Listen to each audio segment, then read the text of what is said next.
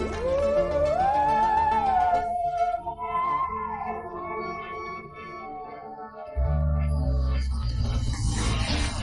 To the तार education friends. आज है 30 अप्रैल 2021। देखेंगे कल के सभी महत्वपूर्ण न्यूज जो आपके आगामी सभी परीक्षाओं के लिए आवश्यक है। इस क्लास का पीडीएफ लिंक डिस्क्रिप्शन में है, वहां से आप डाउनलोड कर सकते हैं या तार एजुकेशन का टेलीग्राम चैनल ज्वाइन कर सकते हैं, जहां सभी पीडीएफ आपको एक साथ मिलेंगे। तो और दोस्तों, आज का class one liner with extra facts है और 1 मई 2021 से एमसीक्यूज फॉर्मेट में current affair class with more extra facts दी जाएगी, जिसे देखने के बाद आप खुद बताएंगे कि ऐसी क्लास यूट्यूब पर पहली बार है। तो 1 मई 2021 से आप चैनल पर कंटिन्यू जरूर हो। आप उस क्लास को देखने के बाद खुद बोलेंगे कि अब दूसरे जगह जाने की कोई जरूरत नहीं। तो चलिए बिना समय गंवाए शुरू करते हैं आज के क्लास। पहला क्वेश्चन है, क्वेश्चन इंग्लिश और हिंदी दोनों में उपलब्ध है, जिनको जिसमें सहूलियत हो उसमें पढ़ सकते हैं। तो चलिए पहला क्वेश्चन है, हाल ही में किस दिन अंतर्राष्ट्रीय नृत्य दिवस मनाया गया? तो सही जवाब है 29 अप्रैल। इस दिवस का थीम 2021 में क्या रखा गया है? तो पर्पस ऑफ डांस। हिंदी वाले जाने नृत्य क्या उद्देश्य, पर्पस ऑफ डांस। चलिए नेक्स्ट, हाल ही में किसे भारत अर्थ मूवर्स लिमिटेड BEML का अध्यक्ष और प्रबंध निदेशक नियुक्त किया गया है? तो सही जवाब है अमित बनर्जी।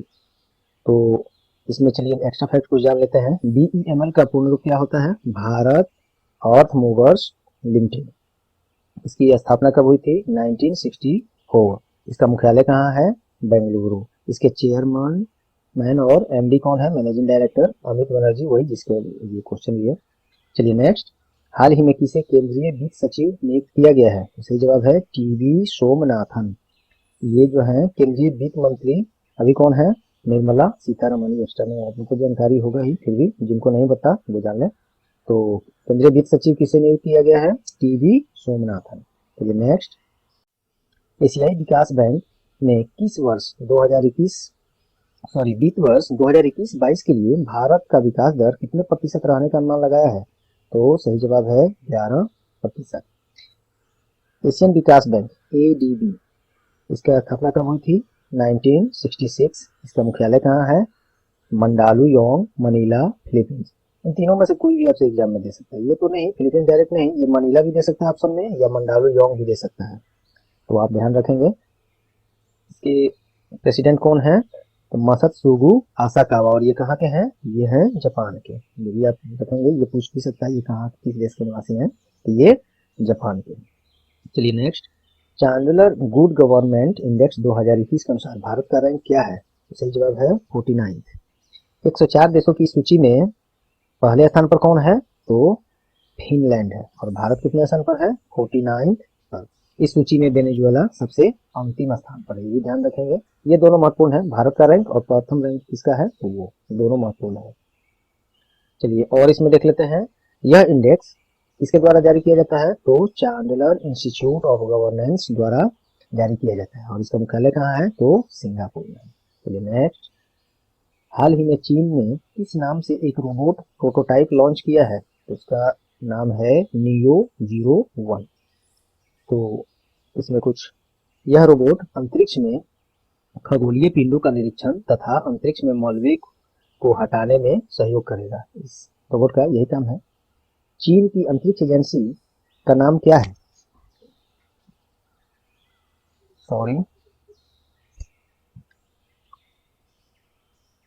तो चीन की अंतरिक्ष एजेंसी का नाम है CNSA। ये आप ध्यान रखेंगे, ये परीक्षा में अलग से एक क्वेश्चन बनता है, ऐसा पूछा भी जाता है, किसी भी एग्जाम में ये पूछ सकता है, पूछा भी गया है इस तरह का प्रश्न, आप लोग जानते ही एग्जाम दिए होंगे। तो चलिए नेक्स्ट, हाल ही में DRDO द्वारा कौन सी एयर टू एयर मिसाइल का सफलतापूर्वक परीक्षण किया गया है? इसका नाम है पाइथन 5। DRDO का फुल फॉर्म क्या है? Defence Research and Development Organisation. इसकी स्थापना कब हुई थी? 1958। इसका मुख्यालय कहाँ है? न्यू दिल्ली। और इसके चेयरमैन कौन है वर्तमान में? G सतीश रेड्डी। ये एक्स्ट्रा फैक्ट आपको सभी परीक्षाओं में उपयोगी है, ये बैंक में भी, SSC में भी और अन्य रेलवे जो भी एग्जाम्स हैं कहीं भी ये पूछा जाता है, ये ध्यान रखेंगे आप लोग। चलिए नेक्स्ट, हाल ही में कौन वाइल्ड इनोवेटर अवार्ड पाने वाली पहली भारतीय महिला बन गई है? तो इसका सही जवाब है कीर्ति के करनाथ। कीर्ति के करनाथ यह पुरस्कार पाने वाली न केवल पहली भारतीय है बल्कि पहली एशियाई महिला भी बन गई हैं। यह पुरस्कार किस लिए दिया जाता है? तो जलवायु परिवर्तन, वैश्विक स्थिरता और संरक्षण के समाधान की पहचान करने के लिए वाइल्ड एलिमेंट फाउंडेशन के द्वारा दिया जाता है। यह तो ध्यान में रखेंगे। चलिए नेक्स्ट, हाल ही में किस आध्यात्मिक संस्थान के द्वारा ऑनलाइन योगा ट्रेनिंग प्रोग्राम शुरू किया गया है? तो सही जवाब है Morarji Desai national institute of yoga. यह संस्थान किस मंत्रालय के अंतर्गत काम करता है? तो आयुष मंत्रालय के अंतर्गत। आयुष मंत्रालय का स्थापना कब हुआ था? ये सभी परीक्षाओं में किसी भी स्कीम या मंत्रालय का पूछ लेता है। नया जो मंत्रालय बना होता है, हालांकि नया मंत्रालय ही है। तो इसकी स्थापना कब हुआ था? 9 नवंबर 2014। अभी केंद्रीय आयुष मंत्री कौन है? तो श्रीपद येसो नाइक। ये सभी तीनों को एक्स्ट्रा फैक्ट काफी महत्वपूर्ण है, ध्यान रखेंगे। चलिए नेक्स्ट, हाल ही में भारत को कोविड-19 से लड़ने के लिए गूगल द्वारा कितनी राशि की सहायता प्रदान की गई है? तो 135 करोड़ इंडियन रुपीज में। चलिए गूगल से एक्स्ट्रा फैक्ट जान लेते हैं। गूगल की स्थापना कब हुई थी? 4 सितंबर 1998। गूगल पर ही सब कुछ टिका है इस समय, आप तो देख ही रहे हैं। जो भी है गूगल से पूछिए। चलिए, इसका स्थापना हो गया 4 सितंबर 1998। इसका मुख्यालय कहाँ है? तो mountain view, California, United states. इसके चीफ एग्जीक्यूटिव ऑफिसर कौन है? तो सुंदर पिचई। और गर्व की बात यह है कि ये इंडियन है, इसीलिए यहाँ पे ये इमोजी दिया गया है। चलिए नेक्स्ट, सॉरी, हाल ही में एशियाई विकास बैंक ने कोविड-19 से लड़ने के लिए भारत को कितनी राशि की वित्तीय सहायता प्रदान किया है? तो 1.5 बिलियन डॉलर। और ये जो राशि है भारतीय मुद्रा में लगभग 1.11 लाख करोड़ के बराबर है। तो ये इसलिए दे दिए हैं कि आपको एग्जाम में पता नहीं ये दे दे या इंडियन रुपीज वाला अमाउंट दे दे, तो दोनों आप ध्यान में रखेंगे। जैसे भी हो आप उसका जवाब सही से दे पाएंगे। चलिए एडीबी, इसका तो चर्चा हम लोग शायद ऊपर भी कर लिए हैं, चलिए फिर से कर देते हैं। एडीबी एशियन डेवलपमेंट बैंक, एशियाई विकास बैंक, इसकी स्थापना 1966 और है। इसका मुख्यालय कहाँ है? तो मंडालुयोंग, मनीला, फिलीपींस। इसके प्रेसिडेंट कौन है? प्रमुख कौन है? तो मासात्सुगु असाकावा। और ये किस देश से हैं? तो जापान से। नेक्स्ट, हाल ही में एनपीसीआई इंटरनेशनल पेमेंट लिमिटेड ने, यहाँ पे देखिए राइटिंग मिस्टेकिंग है, पेमेंट है ये, यहाँ पे गलती मिस्टेकिंग हो गया है, सॉरी।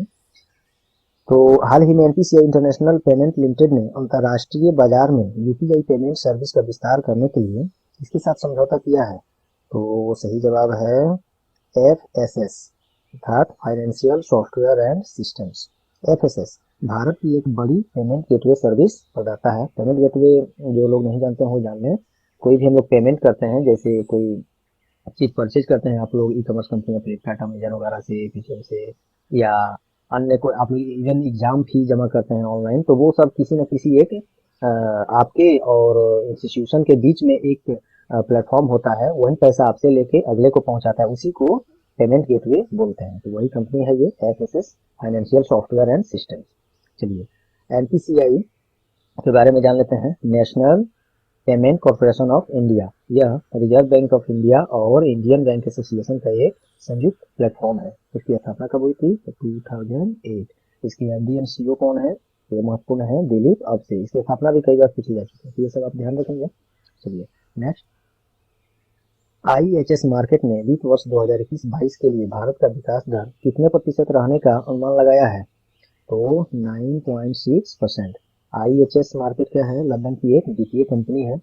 ये बहुत सारी एजेंसियां बार बार भारत का जीडीपी में परिवर्तन कर करके डाटा दे रहे हैं, जो कि आपके लिए भी बड़ा टेंशन हो जाता होगा कि इतने सारे कैसे कैसे याद रखें, तो उसकी चिंता नहीं करनी है।